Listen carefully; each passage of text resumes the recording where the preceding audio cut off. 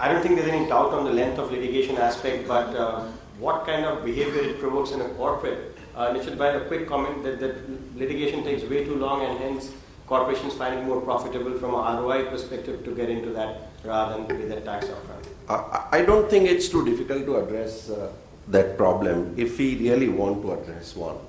Number one, if court rules are changed to some extent. For example, in Singapore, we found in one interesting case, we had a situation where we could have come to Delhi High Court and fought a case.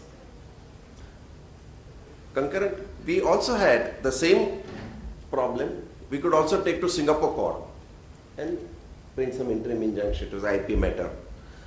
What came out was that to come to Delhi, get resolution for a dispute, was more expensive, time consuming than going to Singapore. So our whole team went to Singapore, litigated there, came back in a flight. It was cheaper, better, faster, because hearing happens at the minute you are, you're told that at this time your hearing will come up, and next person is in the queue after 2 hours, his hearing will take place. Because if you cannot finish your argument, first of all, you have to finish. If you can't do for any reason, your matter will be adjourned. But the next person sitting in the court cannot wait. You give a time, times are decided in advance. Judges look at the petitions carefully and say this much time is good enough. Lawyers will say we need so much time. They judge and say okay, you need 3 hours, 4 hours. And then why should people wait? We come to Supreme Court and come today, tomorrow and again next month. It's become so chaotic. It becomes very difficult, especially for us to explain to foreign lawyers and companies as to what is the system, when is it going to come, there is no clue. Can we not do something about it? And using technology, I think certainly we can do a lot more e-filing. Of course, courts have been trying to catch up. But if we can bring in some regulation, some method in madness, today our judiciary has tremendous reputation for being independent. It's just the delays that is denting its reputation, and people are just being put off. So I think this would be my answer to, and I won't go into the trust aspect, because I personally feel that you can manage in many ways trusteeship kind of principles, but there are formal and there are informal issues. Both you need to check. Like Tata's, we say always, you trust them, okay, in many ways, but I won't go into detail. I can talk a lot. Sure. All right, Vivek had a question on excessive focus on corporate governance vis-a-vis political governance. Actually, we have two politicians. Ideally, they should be answering those two questions. Dinesh, you want to have a quick go at it? Because he said in this country there is way too emphasis on corporate governance. Maybe it's time we shift our focus to political governance, and maybe things will fall into place. Parliament is nothing but a system of accountability. And very honestly, when you are talking about trusteeship, what is Parliament? Parliament is nothing but a system of trusteeship, that you trust this party, you trust this person, and accordingly you elect him. And after electing him, the society say they are all chores. And this is where I want to tell you, and I totally agree with Dr. Krishnan. Today we are going through a very dangerous phase. And I have no hesitation in accepting I would never become an independent director in India anywhere. If I become, it will not be just for going for a meeting. Then I have to ensure I inspect everything myself, which is not possible. So I have no hesitation. But then what you do with a media which is 24/7? Tukral's background. No, it is a very serious thing, and I just will mention that even the honorable judges, they are part of the society. When they see so much of outrage, I'm just talking about maybe the lower courts, because they mix around on a daily basis. And at the lowest court, they travel by the regular public buses also. And somewhere down the line, the pressure is too much. So where do you draw the line? Who do you blame? How does it work? And I think this is where, again, I'll come back to the pressure. And Nishith mentioned that they should be thinking before you enact a law. Now, what kind of thinking has gone into Lokpal? Because of what? Because of pressure. And pressure of what? People together. I didn't see any debate where said that this is fine, we need. And I must tell you, for the records, that as early as early 90, I had gone to the Honorable Supreme Court with Vora Committee, and right of information is partly a fallout of my going to the Honorable Supreme Court. And that is where Honorable Supreme Court also had talked about Lokpal. So it is not that the politician class doesn't want this, because we are part of it. We are part of reforming, but the kind of gun which was held on the temple by 24/7, I mean, it was as if it was one-day cricket match. Every channel, everywhere, as if, a genie is going to come out of the bottle, and that's where the solution lies. And that is where whatever you have seen, it has done more harm, and I must say individually, than good. So we have got to give the parliament, the democratic process, the bureaucrats. And if somebody is under the illusion that we make law, no, there is a nice good system of bureaucrats who go through it, who make the law. But if you ask them to produce a 72-page document in overnight, then we have what is known as Lokpal. At that point, we need to have Parag leave us yes to head out for a meeting. Parag, thanks so much for being a part of this. And no, I was in the lighter side. I was worried. You said the next program is cancelled, and next program shows high tea. I think Nishith and Nishith, that still is very much intact. Thank you so much, Parag. We'll do one more round of yes. Just I would like to add to what Dinesh said. Oh, sure. Go ahead. My small submission here is what he says is the point which I possibly missed when I was talking is when we talk about the political class, which we all represent, and you have a lot of faith in it, you have to think it the other way around. When we are talking about the political class, why do I say segregated from the process of executive authority? What Dinesh is saying is an anguish about how we are being treated. But why do we have laws in this country? It is just not now. The country should have woken up then when you make laws in parliament to tame the politicians. When you had a majority with 401 seats at a given point of time when the former Prime Minister Rajiv Gandhi was there, then you made laws to tame the politicians because you did not trust him. So you got the anti-defection law and you said these people can jump sides, so tame them and get a law. Then you get another law in 2003 when you amend it, they say 1/3 of you cannot run away. 2/3 of you, if you can come together, you can run away. So we amend that law. When we go for an election, we have to give all sort of certificates that me as a politician who is going to contest is the most honest man on earth. So I have to give it that I'm not a thief, I'm not this, I'm not. So this has been happening then. Why didn't we all? So as long as more people get interested who are not supposed to be there, and why are they coming in? And why do we have to file certificates that we are the most honest man before the election, that I'm not a criminal, I'm not this, I'm not that. So the system has been failing in front of our eyes. And people like you who may be doing a good business, but you want to get into politics, can never get in politics, but because the space will get occupied by those who will find it shortcut to politics. Because the Indian politics, the first is caste, then it's religion, then it's the geographical location, then it's the class, whether you're backward, forward, and merit is the last, which is incidental.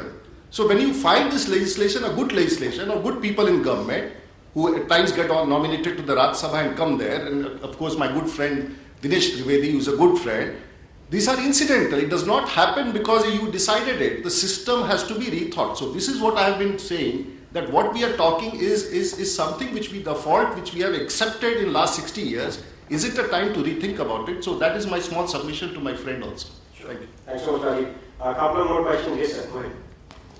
Yes, good afternoon. I'm Goodman Erickson. I'm the ambassador of Iceland here in Delhi, but also a former judge of an international court. So I'd like to, under that basis, try to redirect the discussion or focus of the discussion to follow up on Dr. Raj Kumar on the international elements of the topic we're discussing today. Most of us have been addressing the national aspects. And by the way, I must say I'm very pleased to hear the forthright discussions of the political class here. They seem to be speaking from the heart to us.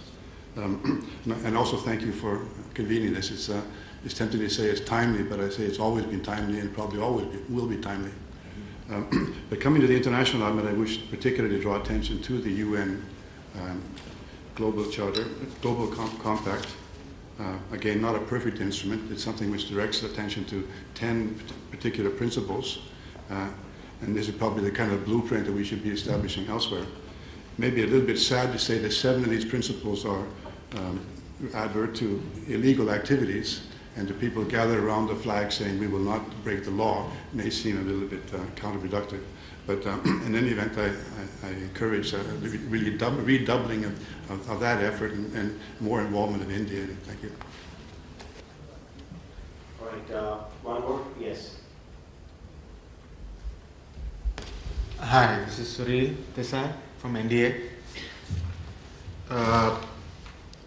My question is, what is really driving greed?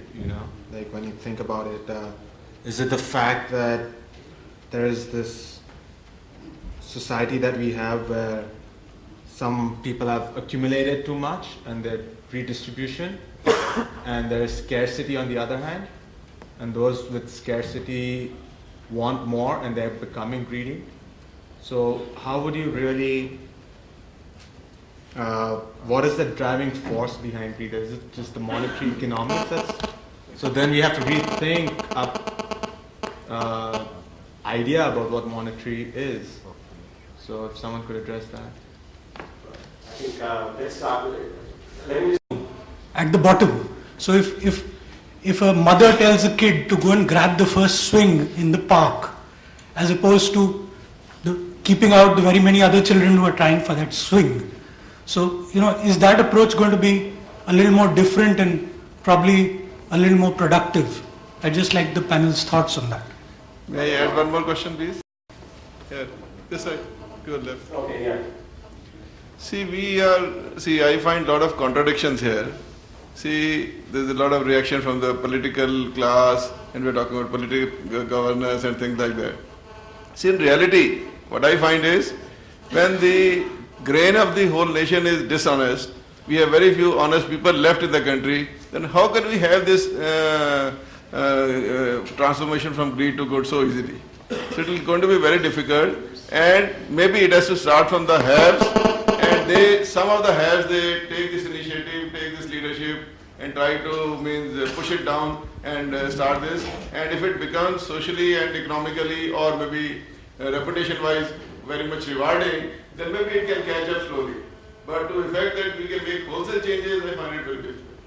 All right, I think I've got a note in saying we need to start wrapping up, but lots of points that would, just to comment on your observation, nobody on the panel said it was an easy task to do, so it is a difficult task, everybody agrees to that.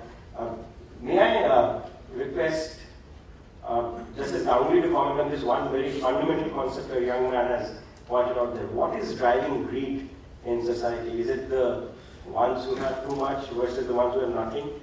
Do they want to become greedy and hence that is driving greed? I think he has a very fundamental question on that. If you could share your thoughts, sir. Basically, a sense of insecurity. See, when you go on driving, you see, look at the the way our social scenario, social fabric is made up. You see, we have a very, if I may say so, very modern constitution, a parliamentary system of governance, a judiciary, representative, but the society is by and large feudal. The base of the society is feudal. If I may say so about the judiciary also, of which I am a part. Most of the judges believe that they are feudal lords, even now. You see, otherwise how do you justify that we cannot get up from a chair unless a river chaprasri pulls it? This is the reality. In no other civilized system of judiciary, go to England, go to the Court of Justice, Royal Court of Justice, and you will not see a chaprasri anywhere. There the judges come to the court in tubes. We all the time insist on a red sort of light beginning on the top of a car. I mean, most of the judges violate the laws themselves. First law they violate is the traffic laws. You see, this is the system. So in a system like this, whoever occupies any position, suppose I am in a position today, I am always in the, I have somehow got the position not because of my merit, but because of other factors. I must make the most out of it as long as I am there. So in India, one enjoys the exercise of power only when it is an abuse of exercise. A proper exercise of power is hardly ever enjoyed. I'm very sorry to say that. Therefore, this is the excess, the rule of the day. Greed is an excess. Greed is an excess. Excess attitude. Excess is the rule of the day. The sense of insecurity, sense of total chaos, a sense of lack of competitiveness, a sense of lack of democratic ethos. All these things accumulate to the escalation of greed in society. And the, if I may say so, it is very futile to expect corporate ethics, because corporate ethics cannot exist in isolation. They have to exist in society. For getting a license, for getting an order, what they have to go through. I'm just talking of realities. For not pleasing a particular minister, what they have faced. I'm sure there are good ministers, good politicians. I'm talking of the normal situation. A particular district judge virtually faced suspension because his car overtook the car of the Chief Justice. It's a fact. He faced suspension. If a judge can do that, I mean a Chief Justice can do that. What the corporate, those who are running those who are at the helm of affairs in corporate governance, what they face. It's very easy to say, preach from the rooftop that corporate governance, corporate things, this, that or the other. Today we all swear by Gandhiji. But who follows him? Who follows him? Lay chest on your hand on your chest and kindly think of it. Who follows him? He's only in the portrait, and on 2nd of October, a garland is due to him. Rest of the days after from 3rd October onwards, we just swear by him just for the purpose of saying that he is the father of the nation. You see, he is your father, but father, nobody listens to the father. So greed is the only outcome of such a social norm. This is bound to happen. Unless we change ourselves. Here again Gandhiji said, very relevant. If you want to change anything, first be the change yourself.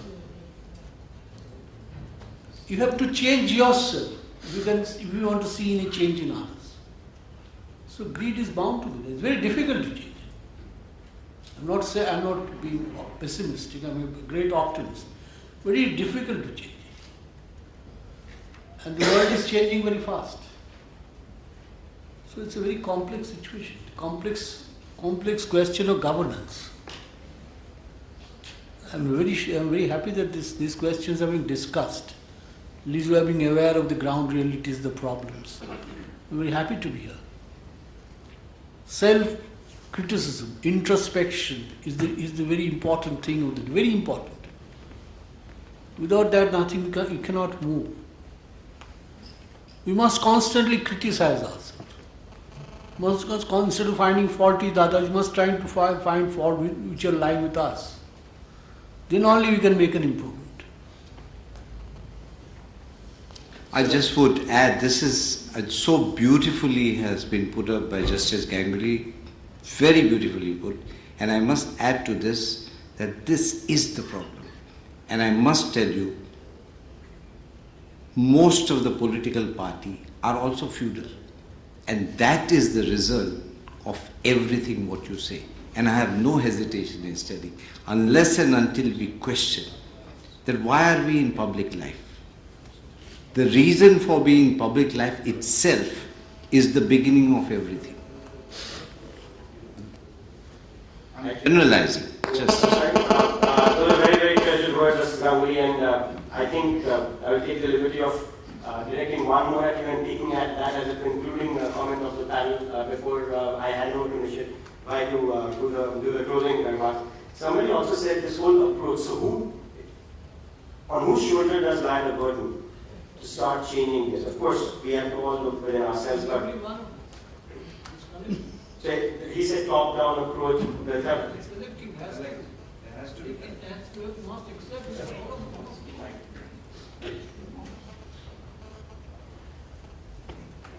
All right. May I take that opportunity and hand it back to Nishith? I think it's been an enriching discussion. Lots of thought-provoking statements out there.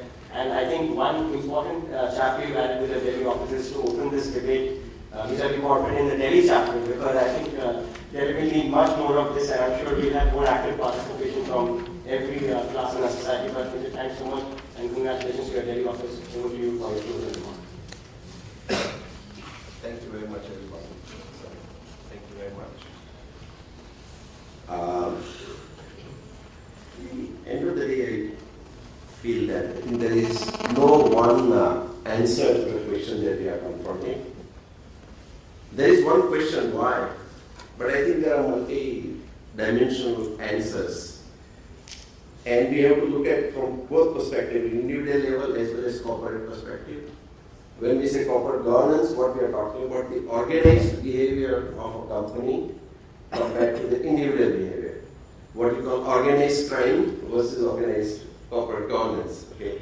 Because it is collective behavior which is going bad somewhere. That is where we are trying to do some introspection. I think this is more soul-searching kind of an exercise at this point in time. We don't have an answer. But we all know that we can do something in our own way where we can change the world, whether it is judiciary, as I mentioned, whether as a lawyer, my role would be different, as a corporate thinker, even media, for example. Today, what has really driven corporate India or corporate in the world, I believe in many ways media, because media says, okay, XYZ is the richest man on the earth. So next person says, I'm next, I'm ninth, so I'm poor. So even though Azim Premji may be the richest person, and somebody else is slightly lower, he is still millionaire. But in the eyes of media or people, he is not rich. Like, who is the biggest philanthropist, let us put it, if I may ask a little esoteric question. Is Bill Gates or Sam Pitroda? Sam Pitroda say, I make billions of dollars and then do philanthropy. I am on the front pages of the newspaper. But if I don't earn, I sacrifice that opportunity. I'm not talking, Sam is already in the front of newspapers, always. But I'm talking his contribution. Where are we seeing? We don't quantify ever the contribution of people like him. And the moment we in media begin to, look at those people's contribution also in measurable terms, in some, I do not know how, I think people would think differently, So I believe that we also have, when we do comparatives, only money comes up all the time. That means you are the only successful people because you made too much money. And that, I think, how many things we do as far as science and technology and other things are concerned. Again, we can go on and on and on, but I believe that a lot of new ideas have come about. At least soul searching has started. I don't know where it will end up, but we thought instead of having a cocktail party with alcohol and stuff like that, which is a great thing, we thought this discussion would be equally intoxicating. So unfortunately, we don't have alcohol, but it is teetotal, so people can wake up and stay awake a little bit. I think that was the idea of today's discussion. Let us try and see in every sphere of life, can we move our country towards the value-based system, whether any particular segment you take, and we try whole country in one single direction that we want value-based society. I think that's it. And of course, we don't clarify what is value, what is this, that, etc. We go into it as a great thing. There are a lot more papers, a lot more other kind of stuff. There is a lot more, long road ahead of us. I think those are some of the thoughts. May I ask now,